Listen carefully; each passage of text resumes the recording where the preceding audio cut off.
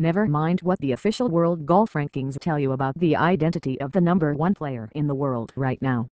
The computer that spits out the complicated statistics will tell you Rory McIlroy is number one and Tiger Woods is number two. Disregard that technical mumbo-jumbo. Woods is the real number one, even if not by official title.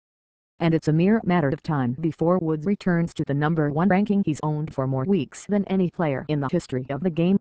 Even McIlroy would be hard-pressed to argue that after witnessing Woods' two-shot win over the world-class field at the WGC Cadillac Championship this week at Doral, climaxed by yesterday's casual coronation 18 around the Blue Monster. The evidence is as much in Woods' look as it is in his results, which now show 5 victories in his last 19 tournaments spanning the last year. Woods has the same steely look of confidence he had when he was dominating the golf world. He has the same cold-blooded stare. He seems nearly as much in control of his golf swing as he has in years. And, although the arrogance never left him even in the midst of his personal scandal and series of injuries, it is more pronounced now. That was evidenced by his answer after Saturday's round when a reporter asked him if he believes his current game is as good as it was in 2000, when he was setting records. "Well, I don't want it to be as good," Woods responded in his typical dismissive tone. "That was never the intent. I want it to be better." Reality says that's not likely. Because of the dramatically increased depth of talent in the game, there is a better chance of seeing Woods remarry his scorned ex, Helen Nordegren, than seeing him win 7 of 11 major championships the way he did in the early 2000s. But to think Woods won't win more majors, which many have speculated for a few years now, seems preposterous given the way he's been playing.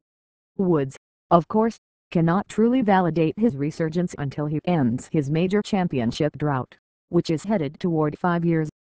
But who's betting against him at Augusta next month? Are you taking Tiger or Rory in the upcoming Masters?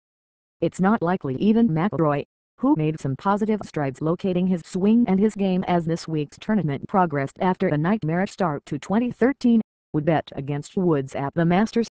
Playing the first 2 rounds this week paired with Woods, McIlroy came away awed by his boyhood idol game after seeing it so up close and personal.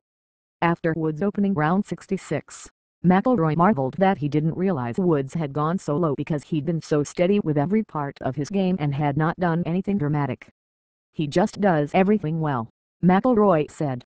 "You have some guys that different parts of their game stand out, but everything he does is at such a high level you can't say anything stands out. Everything is just very, very strong." Joe LaCavette, who's been Woods' caddy for the last year and a half, called this week's performance a notch up from what he's seen from him since they've been together. "This was the best I've seen him in the 15 months I've been with him. It's the best I've seen him over 72 holes. All facets of his game were very, very good. His distance control is dialed in. His short game is very, very tidy. He was driving it well." Is he playing better at this time of year than he was at this time last year? Yes.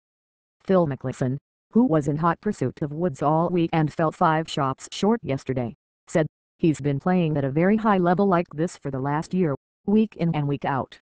That's why he's number one, regardless of what the computer says."